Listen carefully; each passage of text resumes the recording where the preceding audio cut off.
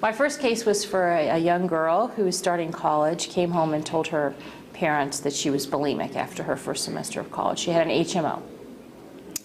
And our parents took her to the HMO and tried to find treatment.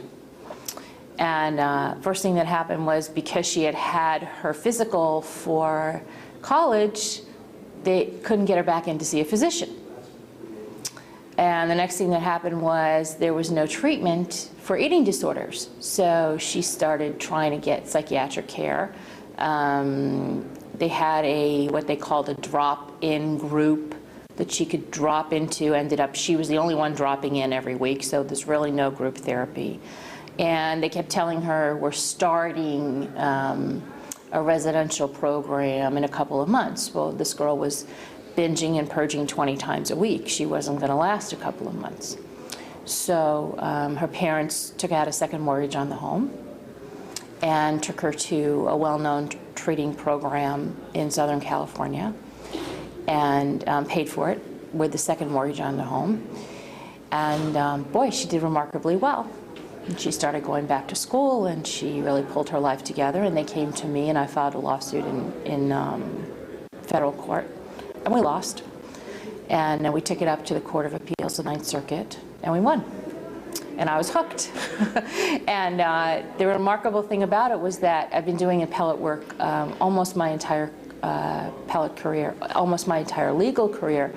And when I stood up to argue the case, the first question they asked me was, how's your client? I've never gotten that question before.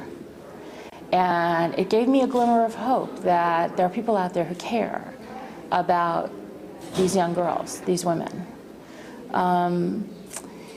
So I started poking around and asking people and going out and meeting people and trying to understand this disorder. I didn't know anything about it. I've learned that insurance companies know less than I do.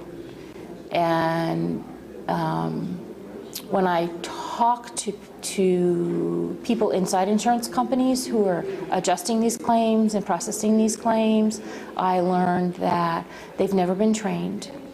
They don't understand what they're about. They adjust them and process them just like any other claim.